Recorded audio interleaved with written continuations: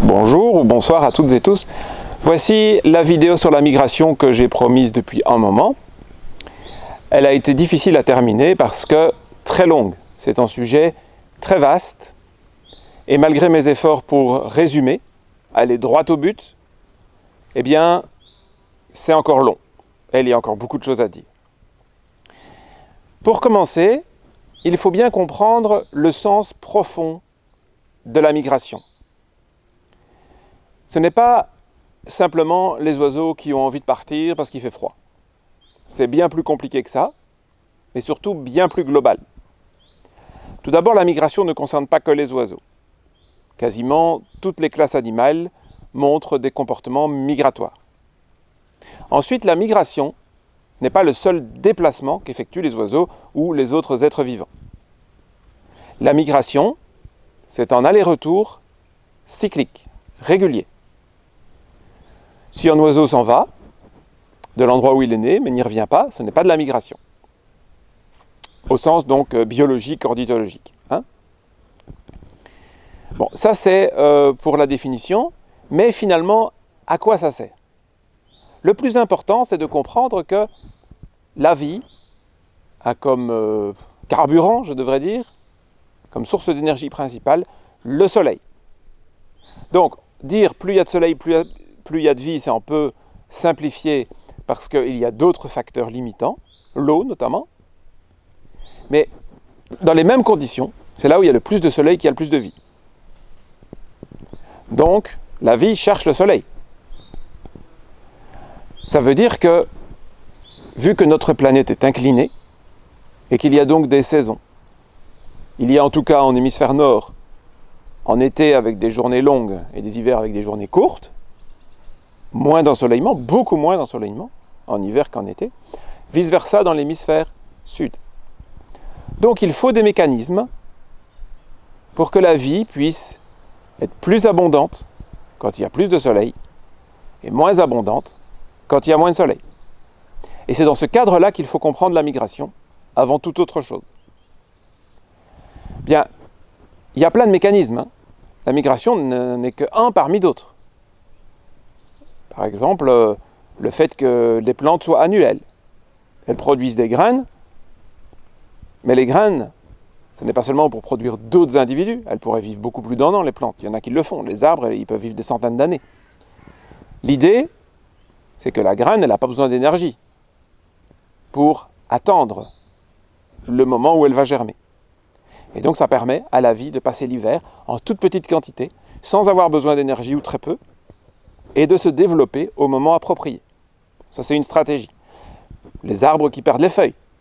Bien sûr, quand il n'y a pas de feuilles, on ne capte plus l'énergie du soleil. C'est le but des feuilles, c'est de capter l'énergie solaire. Mais en même temps, on n'a pas besoin d'énergie.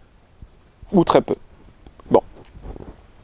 Et donc, la vie fait comme ça en cycle d'abondance en période favorable, d'ensoleillement, et de restriction, je dirais, en période hivernale. Il y a des mammifères, quelques oiseaux, c'est plus rare, qui hibernent. Ils diminuent la température de leur corps, toujours une histoire d'énergie, donc ils ont besoin de moins manger, toujours une histoire d'énergie, etc. Bon. Donc la migration est à comprendre dans ce cadre-là. Évidemment, il n'y a pas que des migrations entre l'hémisphère nord et l'hémisphère sud.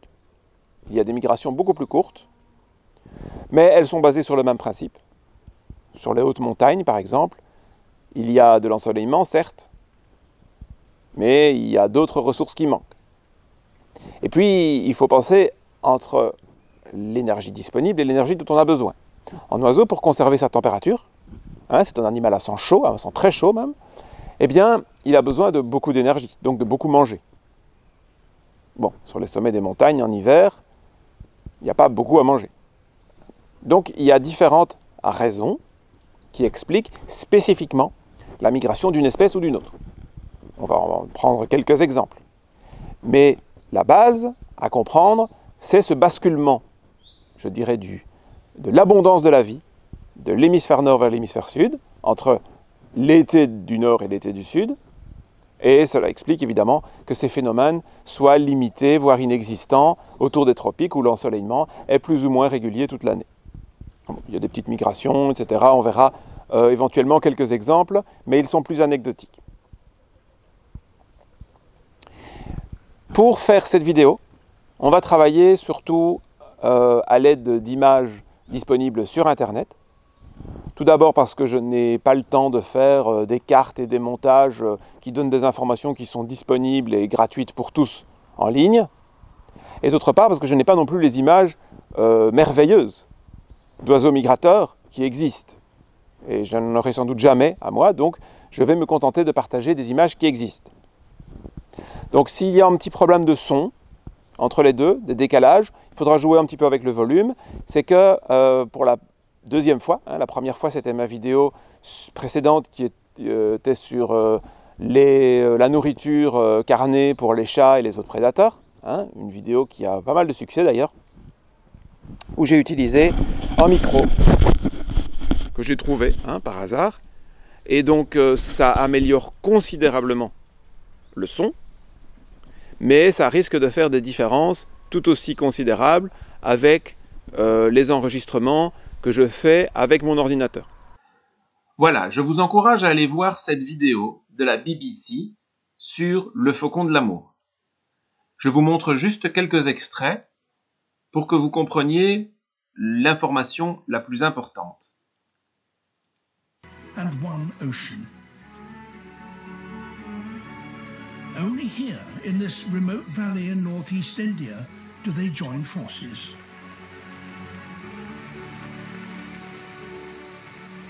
Cet incroyable rassemblement de faucons de l'amour dans le nord-est de l'Inde a pour but de prendre de l'énergie pour pouvoir traverser d'une traite l'océan Indien jusqu'en Afrique. Et pour prendre cette énergie, les faucons ont une source de nourriture particulière.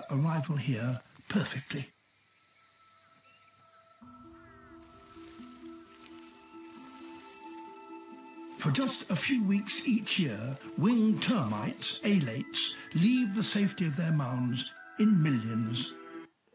Vous voyez, ça correspond à ce que j'expliquais dans une autre vidéo, la précédente, sur la nourriture carnée ou végétale des carnivores.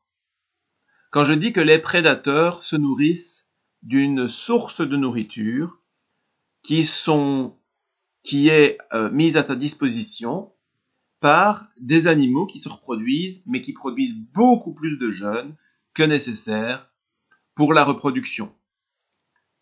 Il y a une chance sur 10 000, 50 000 qu'elle y arrive. C'est-à-dire que s'il y a une chance sur 50 000, les 49 999 autres vont de toute façon mourir. Et elles ne vivent que quelques heures, ou une journée, ou voilà. Et c'est ça que mangent les prédateurs. C'est exactement ça que mangent les prédateurs. Et le tout, c'est de pouvoir exploiter de façon la plus idéale, efficace possible, cette énergie. Cette gestion optimale des ressources est très intéressante. J'en parle un petit peu sur mon site internet dans un article qui a pas mal de succès, qui s'appelle « À quoi servent les écosystèmes ?» Et j'en parlerai dans la prochaine vidéo, parce que c'est d'actualité avec notre mauvaise gestion des ressources. On se retrouve avec les feux en Amazonie, en Afrique, etc. Mais je n'en parle pas plus ici, puisque ça rallongerait inutilement la vidéo. Donc, ce qui est intéressant, c'est que c'est cette recherche d'optimisation qui explique toute une série de comportements passionnants, dont celui de la migration que nous étudions, y compris celui du faucon de l'amour. Alors, le faucon de l'amour, à propos d'optimisation, c'est quand même bizarre. On voit qu'il niche dans la région où coule le fleuve Amour, ou d'où son nom, dans l'est de la Sibérie et de la Chine, etc. Enfin, surtout ces deux pays. Et il va hiverner en Afrique australe. Et donc, il fait sa fameuse halte en Inde, et il fait une traversée d'une traite pour la plupart des individus. Il y en a quelques-uns qui passent et parfois hivernent, notamment au Sultanat d'Oman, mais la plupart traversent d'une traite vers l'Afrique pour hiverner en Afrique noire. En fait, vous pouvez chercher très longtemps une raison pour laquelle ces oiseaux vont aussi loin. Alors que vous voyez, s'il allait hiverner en Australie, où il manque certainement pas de nourriture, eh bien, il ferait un trajet beaucoup plus court. S'il est capable de traverser l'océan Indien, il serait aussi capable de traverser cette zone ici, de l'océan Indien ou de l'océan Pacifique, surtout qu'il y a des îles où il pourrait faire des haltes entre les deux. Vous ne trouverez pas de raison, en termes de ressources, en termes d'optimisation d'utilisation de l'énergie. Il faut chercher les raisons au niveau historique. C'est ce point-là peut-être le plus intéressant et le plus important à retenir de cette vidéo, parce qu'elle conditionne toutes, ou si pas toutes, la plupart des migrations longue distance. On va voir plusieurs exemples pour que vous compreniez bien le principe, mais on commence évidemment avec le faucon de l'amour. Le faucon de l'amour, pourquoi est-ce qu'il va hiverner en Afrique australe? Je vous donne la réponse tout de suite, pas de suspense, c'est parce qu'il vient de là. Le faucon de l'amour n'est pas un oiseau asiatique qui va hiverner en Afrique, c'est un oiseau africain qui va nicher en Asie. Alors qu'est-ce que ça change? Ça change tout. Parce que pour coloniser une nouvelle région, nordique par exemple, en venant d'Afrique, il faut une raison pour quitter l'Afrique. Et cette raison, c'est l'absence de territoire. Alors il peut y avoir des changements climatiques provisoires qui expliquent qu'il n'y ait plus assez de ressources, etc. Il y a des différentes possibilités, espèce par espèce, mais globalement, quand on a une population qui est dynamique dans une région très ensoleillée où tout se passe bien, la population grandit, elle arrive à son optimum par rapport aux ressources, et donc, si d'un point de vue d'un écosystème c'est parfait, d'un point de vue individuel, les oiseaux qui ne trouvent pas de territoire pour se reproduire, ils ont envie d'aller chercher ailleurs. Et parfois, ils peuvent se retrouver dans l'hémisphère nord, par exemple, en venant d'Afrique, après une période glaciaire, quand la plupart des populations ont été décimées par la glaciation, et puis ils trouvent des territoires, ils trouvent des ressources, ils trouvent peu de concurrence, et donc ils peuvent se reproduire. Seulement voilà, ceux qui restent sur place, donc ils quittent l'Afrique, ils arrivent par exemple en Russie, puis ils se disent tout va bien ici. Et quand l'hiver arrive, qu'est-ce qui se passe? Eh bien, ils meurent. Ils ne sont pas du tout adaptés à survivre l'hiver. Il n'y a pas assez de ressources l'hiver, donc ils meurent. Mais il y en a qui survivent quand même. Et ceux qui survivent, c'est ceux qui, quand ils ont fini de nicher, n'oubliez pas qu'ils ont quitté l'Afrique pour trouver un territoire, ils trouvent un territoire, ils se reproduisent, et puis ils rentrent à la maison. Ceux-là, ils survivent. Et ceux qui ont pris l'habitude de faire ça, eh bien, ils ont survécu, et ce sont tous les migrateurs longue distance que l'on connaît sur notre continent, notamment, et en Asie, etc. Bon.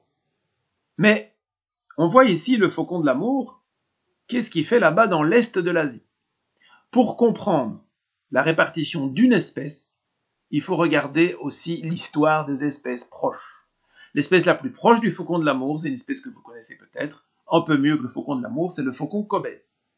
Bien, regardez la carte de répartition du faucon cobèze. L'hivernage est quasiment la même. C'est toujours l'Afrique australe. Mais la nidification est plus à l'ouest. En fait, comparé, ce sont des aires de répartition qui se complètent.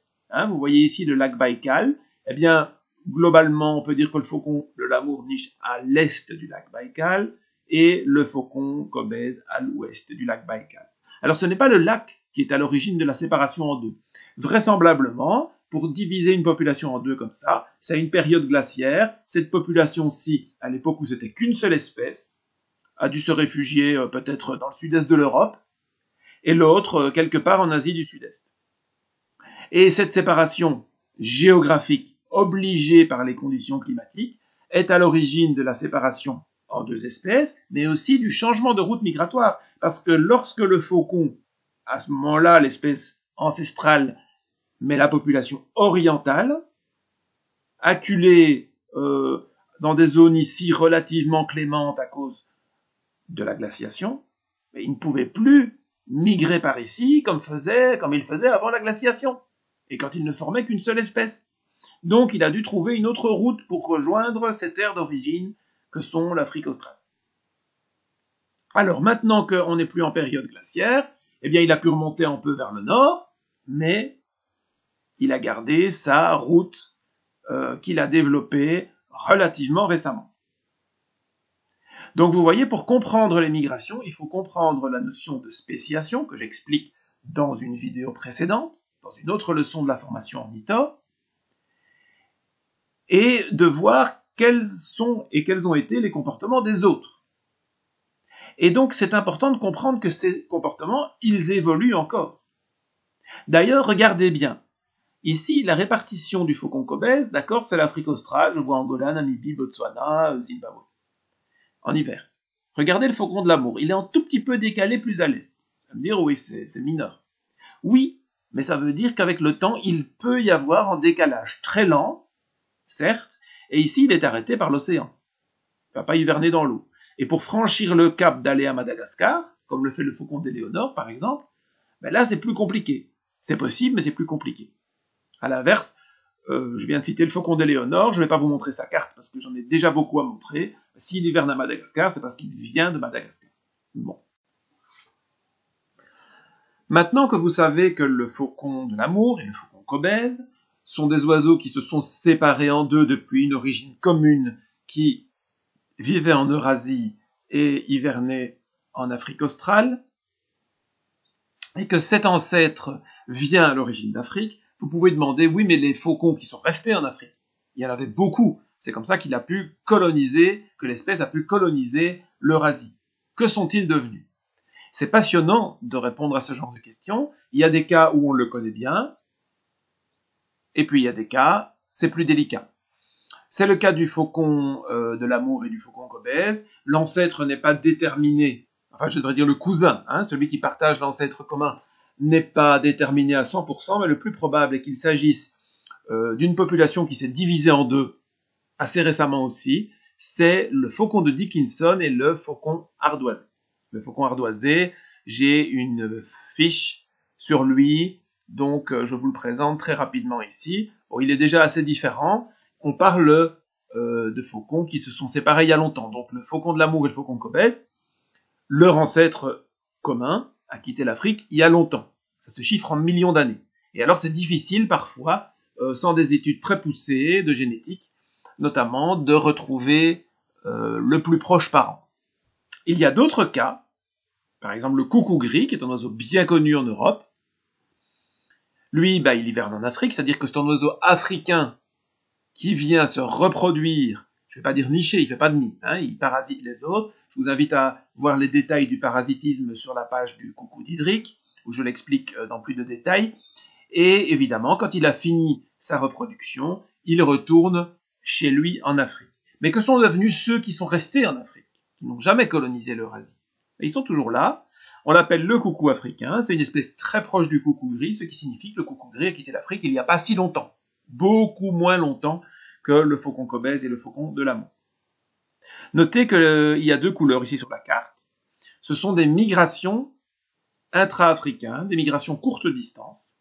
Et celles-là ne se mettent pas du tout en place de la même manière. On peut le comprendre de façon beaucoup plus intuitive. Simplement, il a les bonnes conditions pour se reproduire dans la zone en vert, et là il reste toute l'année, et puis sans doute qu'il s'est étendu petit à petit, mais quand il arrive dans des endroits, par exemple comme en Zambie ou au Zimbabwe, bon, il trouve des oiseaux à parasiter, il parasite, et puis il fait un peu froid, il y a moins de nourriture, il se déplace, et il retourne chez lui. Il peut se permettre d'attendre des mauvaises conditions pour se déplacer, parce que c'est pas trop loin. Ce n'est pas comme s'il est pris par l'hiver en Sibérie, là c'est trop tard. On ne peut plus trouver l'énergie pour aller jusqu'en Afrique. Voilà, donc ça c'est pour montrer que dans certains cas, on a des oiseaux dont le plus proche parent, celui qui est resté sur place, est toujours là, toujours très proche, très similaire. Regardez comme les plumages se ressemblent, la forme, et même le chant. Comparons le chant du coucou gris avec celui du coucou africain. Voici le coucou gris.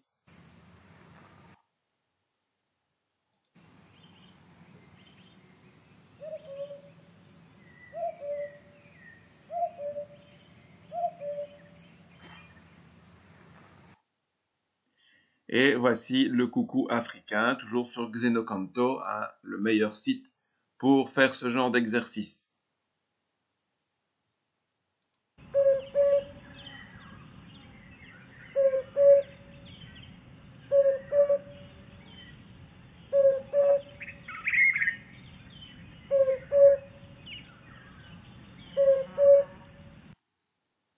En fond, on entend aussi un bulbule tricolore.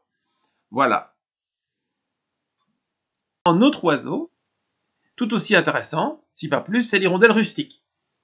Alors, vous voyez, ici, on a un problème pour comprendre l'origine de l'hirondelle rustique, puisqu'on voit des hivernantes en Amérique du Sud, en Afrique et en Asie.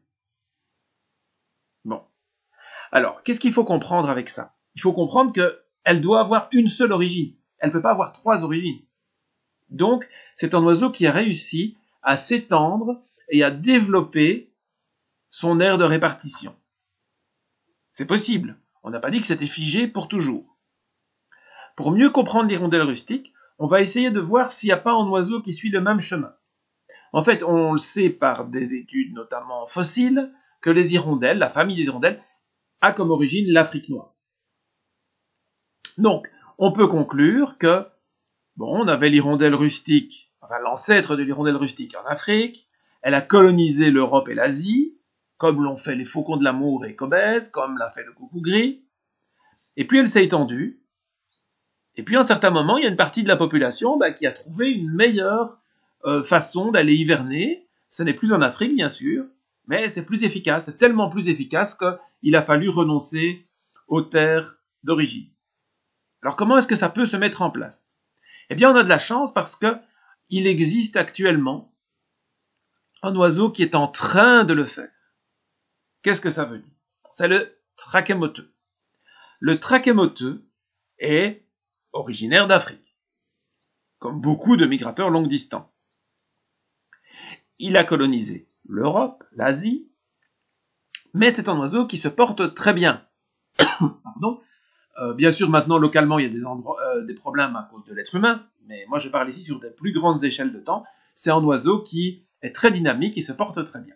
Et regardez, il a colonisé jusqu'en Islande, et même le Groenland, et même jusque dans l'est du Canada.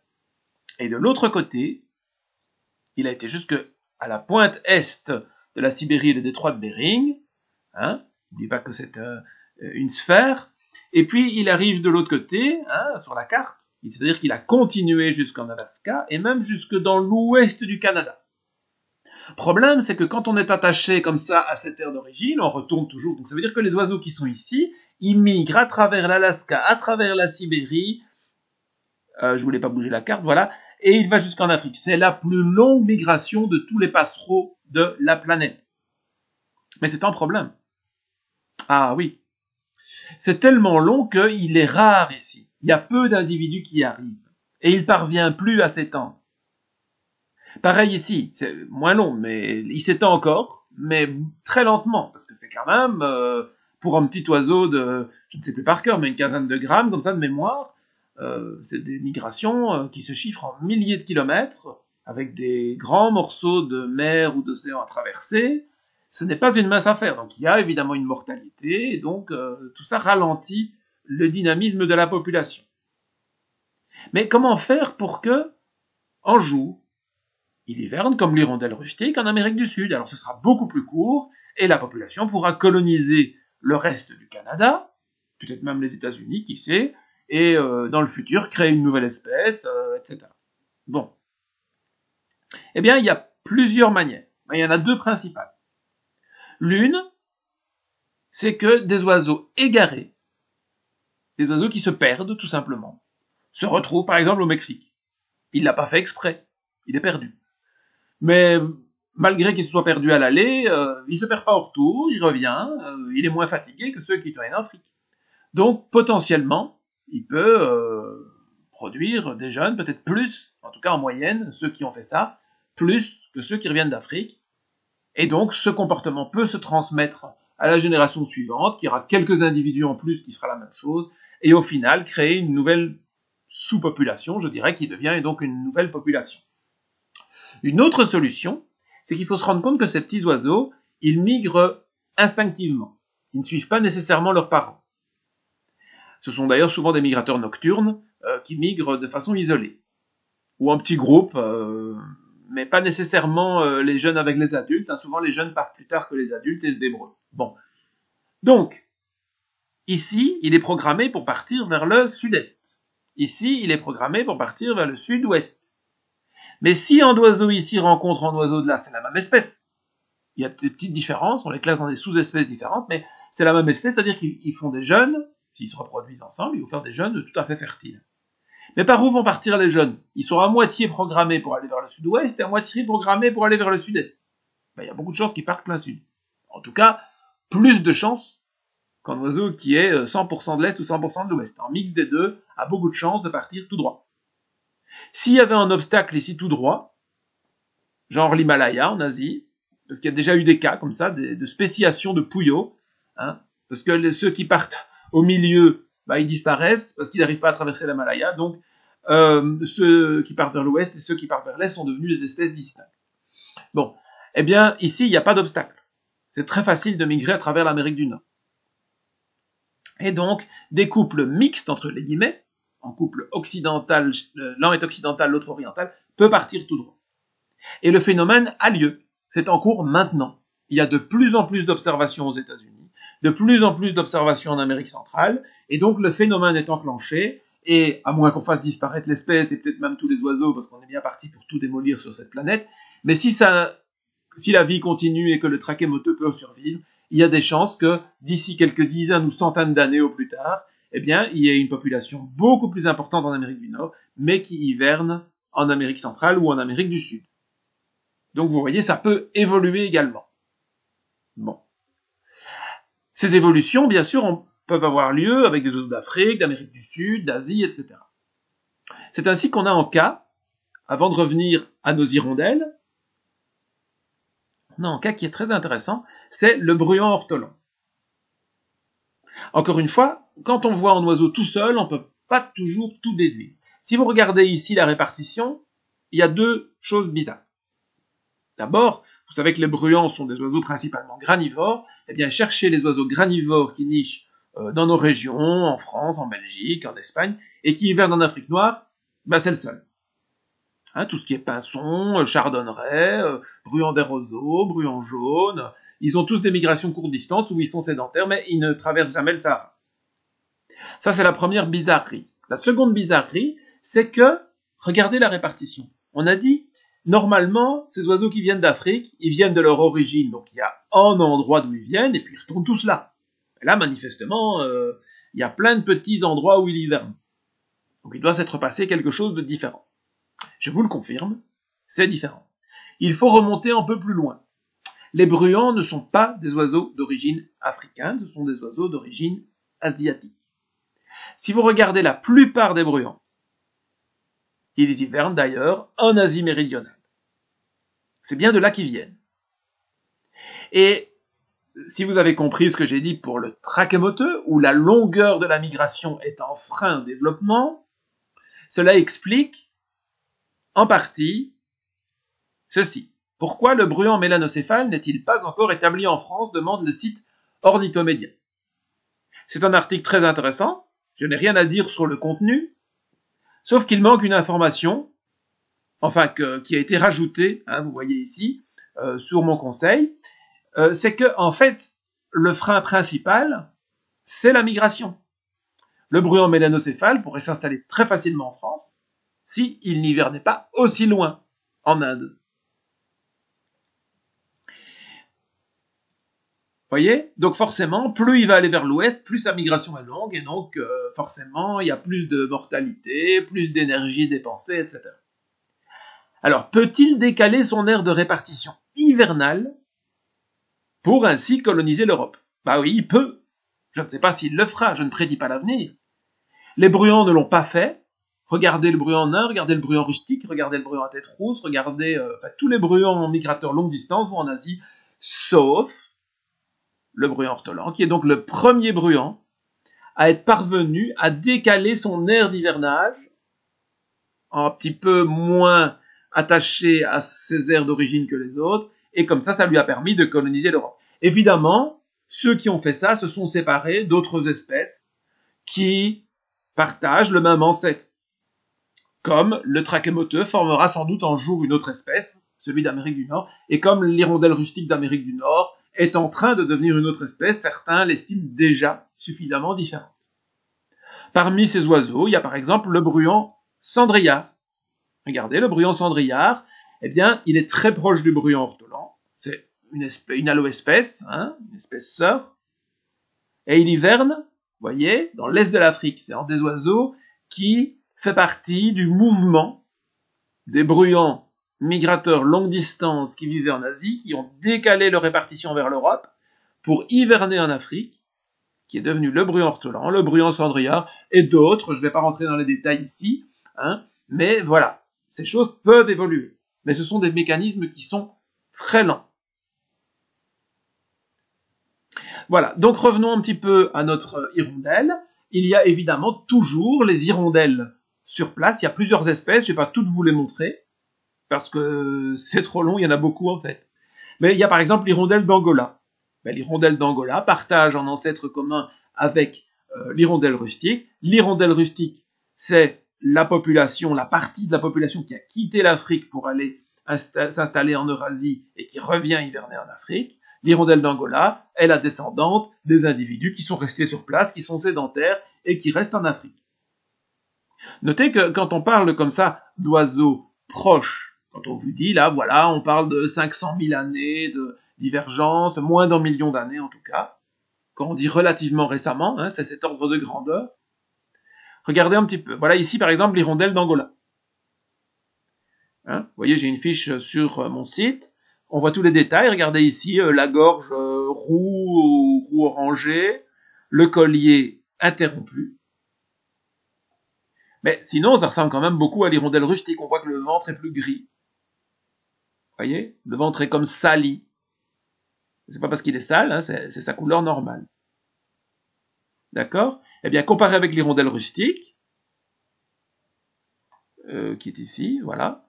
Je vais l'ouvrir dans un nouvel onglet, parce que je vais revenir sur cette page pour vous montrer qu'il y a d'autres espèces, évidemment. Voilà l'hirondelle rustique, vous voyez.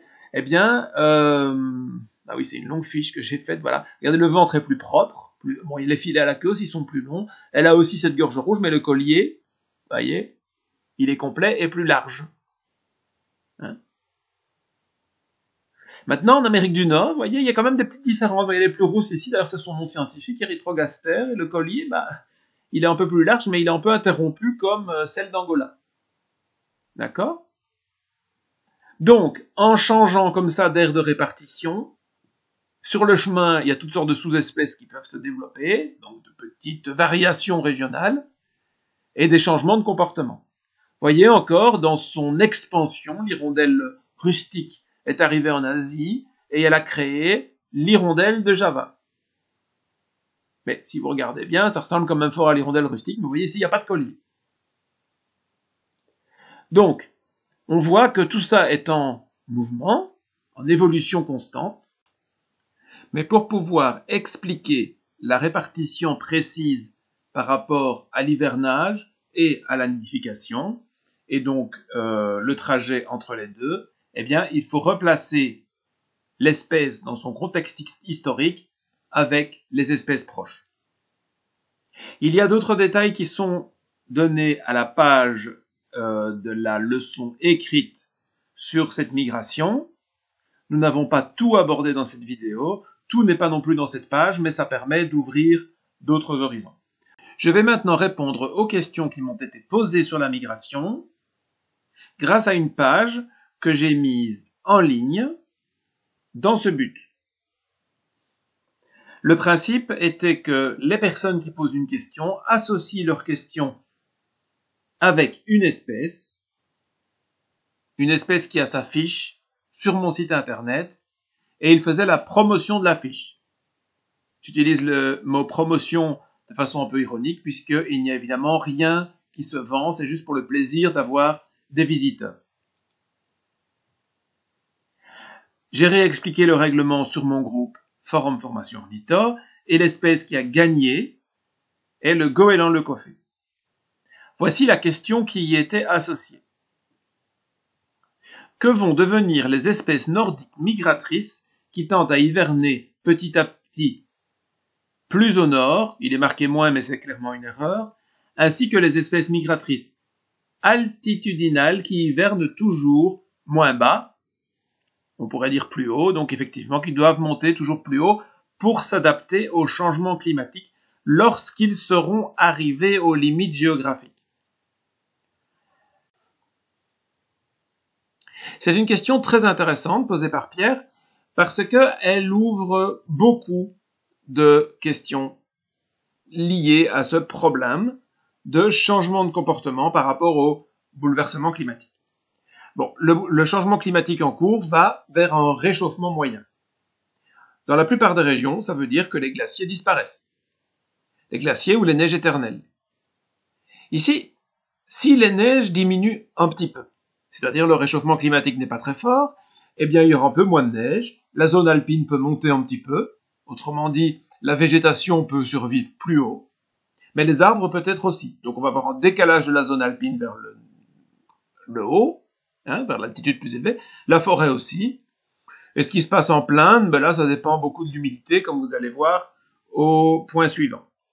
Si il y a de tels changements, que ce soit des migrateurs ou des sédentaires, les oiseaux suivent leur habitat, il n'y a pas de problème. Bon. Maintenant, le problème, c'est si ça change trop fort. C'est-à-dire, si le réchauffement est trop fort, il y aura peut-être plus de neige éternelle ou de glaciers. Dans ce cas, pendant toute une période de l'année, il y a peut-être plus d'eau. Mais s'il n'y a plus d'eau, il y a des habitats qui peuvent disparaître, par exemple la forêt. Et s'il n'y a plus de forêt, ben, les oiseaux forestiers disparaîtront, qu'ils soient migrateurs ou pas.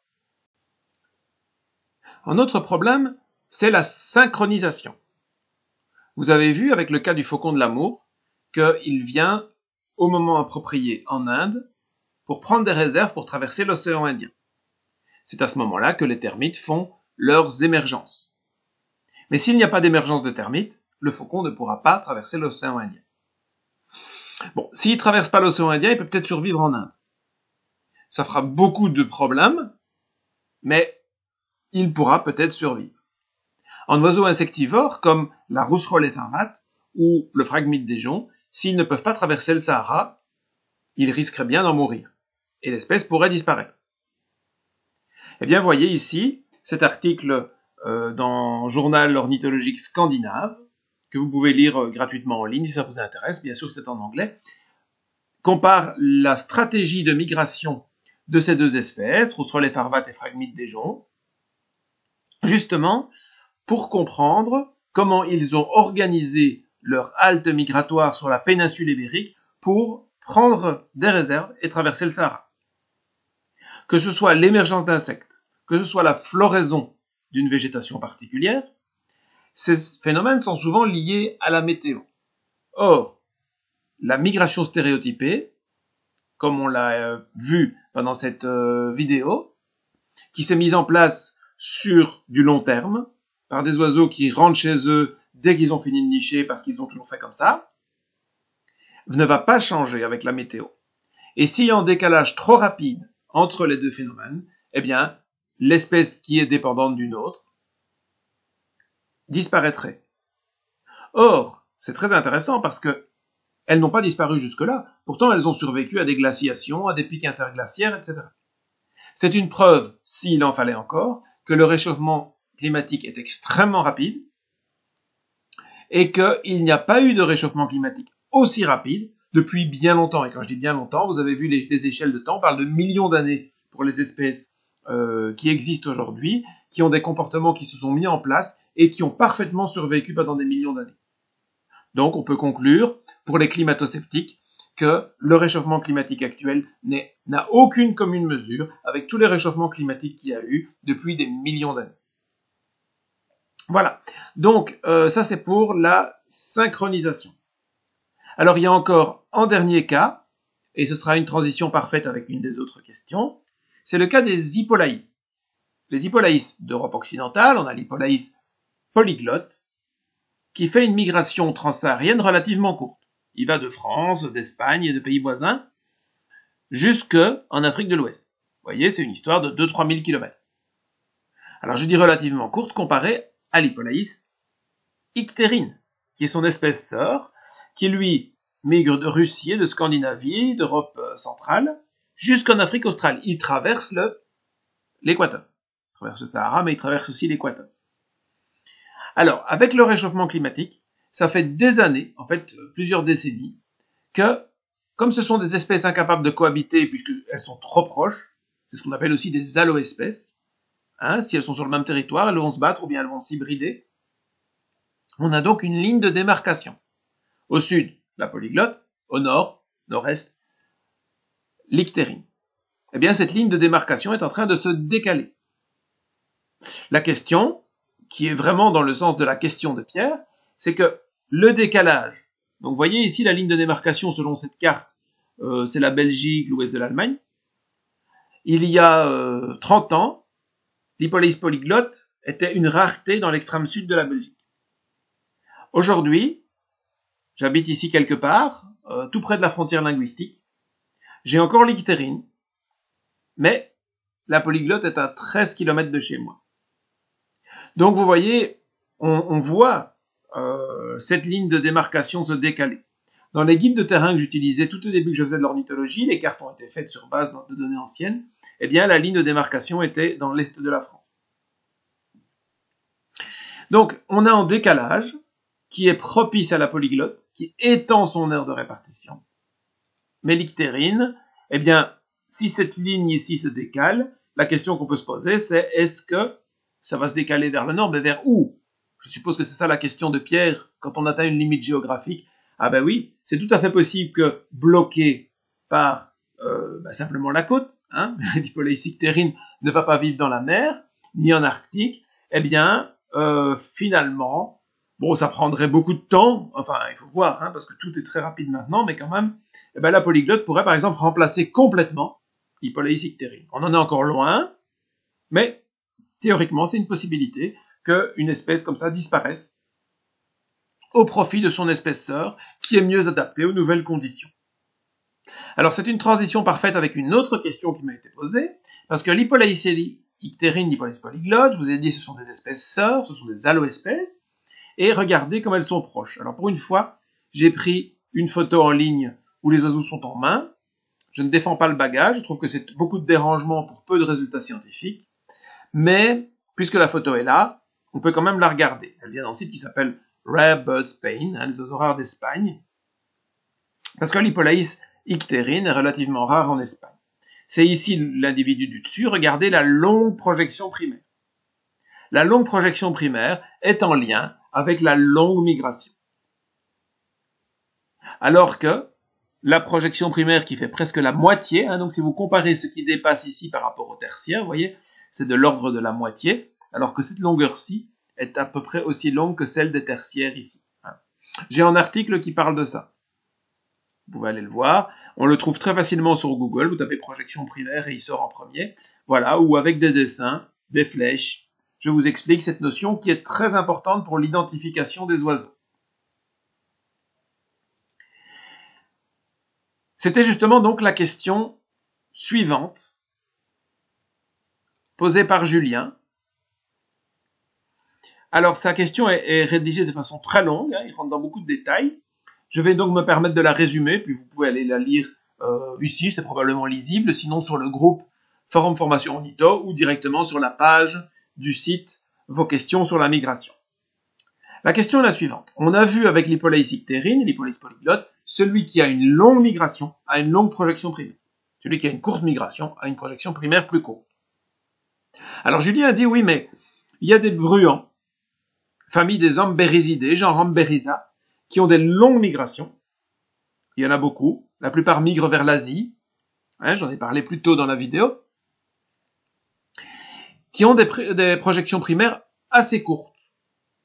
Mais si on prend les bruants des neiges ou bruants lapons, qu'on a tendance à appeler maintenant plectrophanes des neiges ou plectrophanes lapons, ils n'ont pas des migrations plus longues, mais ils ont des projections beaucoup plus longues. Il faut évidemment comparer ce qui est comparable. Si je vous montre cette hirondelle de rocher, c'est un oiseau qui a une migration courte distance, mais pourtant elle a une projection primaire plus longue que tous les bruants, que tous les plectrophanes de la planète. La raison est simple, c'est une hirondelle. Et les hirondelles ont besoin de longues ailes, pas seulement pour migrer, mais aussi pour leur technique de chasse. D'une famille à l'autre, les proportions varient. Et cette comparaison migrateur longue distance, migrateur courte distance ou sédentaire fonctionne pour les oiseaux de la même famille et surtout du même genre. Utilisons les outils Internet pour comparer ces fameux plectrophanes avec des bruants. Je vais essayer en français pour voir ce que ça donne. Je vais mettre bruant-lapon. Plectrophane, c'est assez nouveau. Je demande des images. Et qu'est-ce que j'ai? J'ai des images de bruant-lapon, tout va bien. J'en prends au hasard. Et je vois la longue projection primaire, correspondant à ce que disait Julien. Alors, est-ce que je peux ouvrir ça dans un nouvel onglet? Oui, pourquoi pas.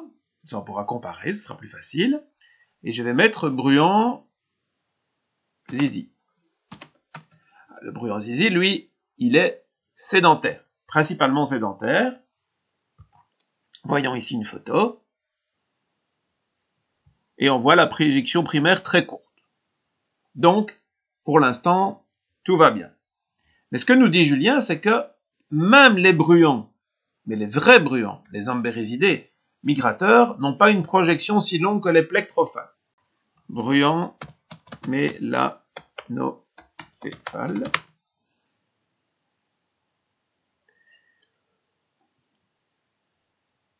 Eh bien ici, voilà, ici, j'ai quand même une beaucoup plus longue projection primaire, regardez, que chez le bruant zizi. Donc, ça correspond bien à ce que nous disons. Comparons en bruant sédentaire avec un bruant migrateur. Le migrateur a une longue projection primaire. Mais oui, le bruant lapon a une projection encore plus longue et il migre moins loin. Et c'est parce que c'est pas un bruant. C'est d'ailleurs pour ça que maintenant, on l'appelle plutôt plectrophane. C'est pour souligner le fait qu'on l'a changé de famille. Il est dans la famille des calcaridés et non pas la famille des ambérésidés.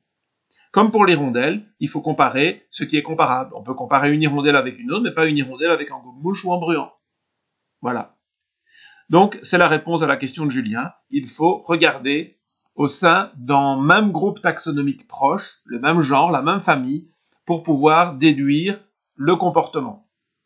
Et non pas comparer des familles différentes pour lesquelles il y a trop de paramètres pour que une caractéristique physique comme la projection primaire puisse donner une information directement sur un comportement comme le comportement migrateur.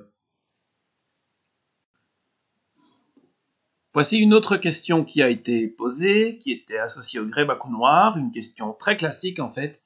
Migrer de jour ou de nuit, quelles sont les espèces qui ont choisi chacune de ces stratégies et pourquoi? En fait, les réponses sont très faciles à trouver sur Internet. J'ai d'abord regardé en anglais et on voit comme ça des sites, des blogs où on répond. Beaucoup de prédateurs sont plus actifs la journée, les ciels sont souvent moins turbulents la nuit, la fraîcheur est plus agréable pour faire un effort physique, et puis ça laisse du temps pour se nourrir la journée. Bon, voilà, ça c'est le genre de réponse qu'on trouve. Mais cette question me permet de rappeler deux éléments très importants sur la méthode formation ornitho. La première, c'est que il est important de grouper les informations par famille et non pas les garder espèce par espèce. Répondre à cette question pour les quelques 11 000 espèces d'oiseaux, ce serait interminable. Bon, bien sûr, il y a toutes celles qui ne migrent pas, donc la question n'aurait pas de sens. Mais ça fait encore des milliers d'espèces auxquelles il faudrait une étiquette migrateur de jour et de nuit. Donc, nous, on travaillerait plutôt par famille. Exemple simple, les hirondelles migrent de jour parce qu'elles peuvent chasser tout en migrant. Donc, elles font un effort pour voler, elles dépensent une énergie pour voler, pour chercher la nourriture. Autant combiner cet effort d'énergie pour se déplacer. Donc, les hirondelles migrent de jour pour une raison évidente. Les martinets également. Bon, on reparlera des martinets un peu plus tard. Pour aller plus loin et mieux comprendre, je vous invite à voir sur la page, celle-ci, pardon, la migration des oiseaux. J'ai mis en lien du site Migration.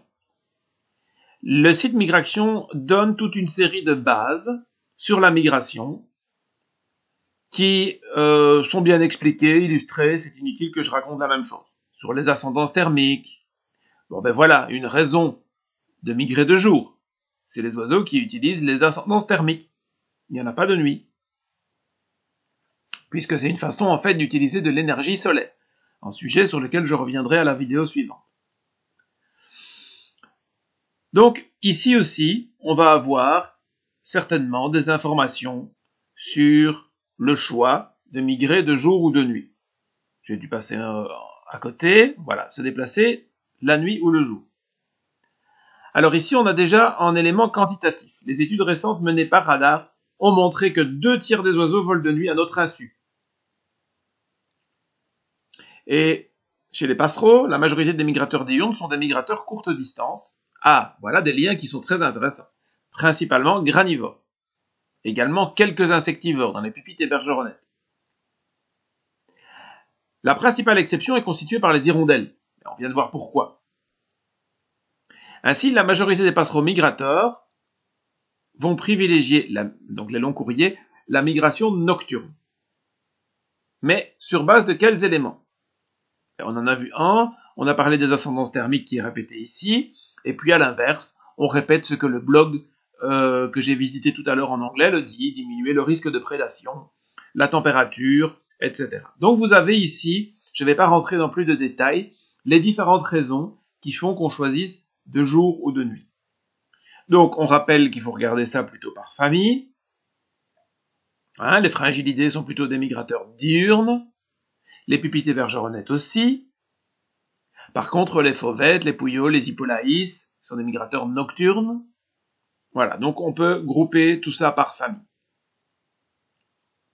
Ce qui serait intéressant aussi, c'est de savoir quel a été l'élément clé qui a effectué ce choix. Parce qu'il y a des avantages la nuit, il y a des avantages de jour. Et quel a été l'élément principal qui a conditionné tel ou tel comportement? Dans la plupart des cas, nous ne le savons pas.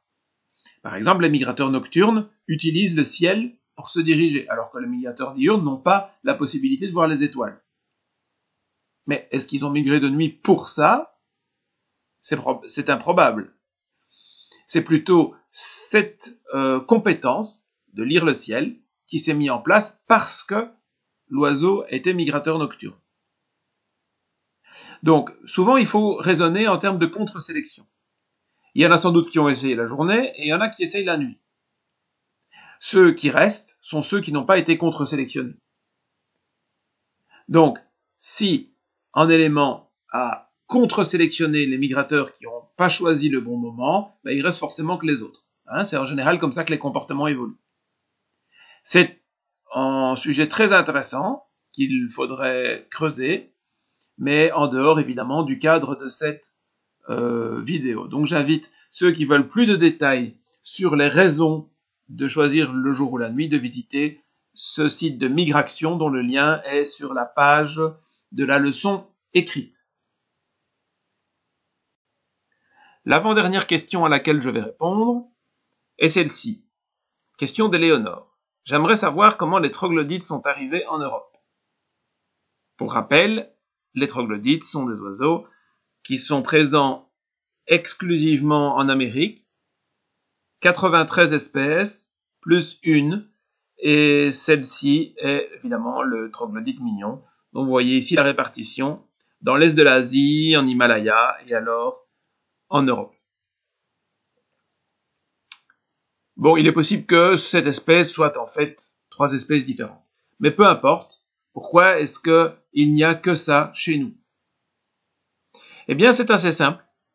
Simplement, c'est une espèce qui a envahi l'Europe, en fait l'Asie d'abord, puisqu'il est passé par le détroit de Bering, hein, depuis l'Amérique du Nord. C'est arrivé assez récemment, il y a moins d'1 million d'années, et puis c'est le seul qui l'a fait. C'est pas évident hein, de traverser ainsi. Traverser l'Atlantique est faisable pour un oiseau migrateur, pour un oiseau qui n'est pas migrateur, c'est d'autant plus difficile. On n'est donc pas étonné que pour un oiseau insectivore, le troglodyte mignon ne soit pas un grand migrateur, puisqu'il ne vient pas d'Afrique noire, il ne vient pas d'Asie, et donc il n'a pas besoin de retourner sur ses terres d'origine. S'il avait envie de retourner sur ses terres d'origine, il ferait l'Amérique du Nord, mais ce serait une migration totalement contre-productive, puisqu'il devrait dépenser de l'énergie pour aller à un endroit où il n'y a pas plus de nourriture, où il n'y a pas plus d'ensoleillement. Et donc ceux qui ont fait ça ont été contre-sélectionnés, seuls ont survécu ceux qui sont capables de passer l'hiver. Et donc, en toute logique, en tant qu'oiseau américain de façon générale, nord-américain même, dans le cas de ce genre de troglodyte, eh bien, c'est un oiseau principalement non migrateur. Nous voici donc arrivés enfin à la dernière question. Je n'irai pas plus loin en donnant des éléments de réponse aux autres questions qui m'ont été posées. La vidéo est déjà bien trop longue comme ça. Donc nous avons répondu aux questions du goéland le coffé, du grébacou noir, du dromadaire, du troglodyte mignon. Il reste la question du flamant rose. Et la question associée au flamant rose, c'était: par rapport aux sarcelles d'été et d'hiver, j'aimerais savoir d'où elles viennent et pourquoi il y a de plus en plus de sarcelles d'été qui passent l'hiver en France et en Europe généralement. Alors, quand vous voulez savoir d'où vient une espèce et où elle va, je vous conseille le site de BirdLife International. D'accord, il est en anglais, mais il est très facile à utiliser et il y a toutes les espèces du monde avec des cartes de couleurs qui sont quand même très lisibles. Par exemple, la sarcelle d'été, eh bien, elle niche localement en Europe occidentale, de façon bien plus répandue à partir de l'Europe du Nord et l'Europe de l'Est jusqu'au Japon et même au Kamtchatka. C'est un grand migrateur, une grande migratrice, puisque l'hivernage a lieu sous les tropiques, en Afrique, un petit peu en région méditerranéenne, et alors en Asie. Voilà. Pour ce qui est de la sarcelle d'hiver, la sarcelle d'hiver a une aire de répartition en fait très semblable. Elle niche un peu plus au nord, mais vraiment c'est très proche. Par contre, elle hiverne volontiers plus au nord. Regardez, l'ère d'hivernage, elle va quand même jusqu'en Tanzanie, mais elle hiverne abondamment en région méditerranéenne, ainsi qu'en Asie du Sud, mais aussi au Japon, en Corée, ce que l'autre ne fait pas. Donc elle a une migration plus courte. Il y a même des populations sédentaires en Europe de l'Ouest et localement en Europe du Nord. Alors, si on constate une augmentation des hivernants en France, il se peut que ce soit simplement ce qui est expliqué à la question précédente sur le réchauffement climatique. Eh bien, des individus qui allaient jusqu'en Afrique du Nord ou même en Afrique noire se contentent de rester en Europe parce que il fait suffisamment clément. Voilà. J'espère que ça répond à la question. On va donc conclure cette vidéo qui est trop longue. J'en ferai plus, j'espère, d'aussi longue. Je m'organiserai différemment. J'espère que le sujet vous a passionné. C'est vraiment évidemment très très vaste et on l'abordera à nouveau. Mais maintenant, il y a d'autres sujets sur la table. Je vous dis à bientôt et merci.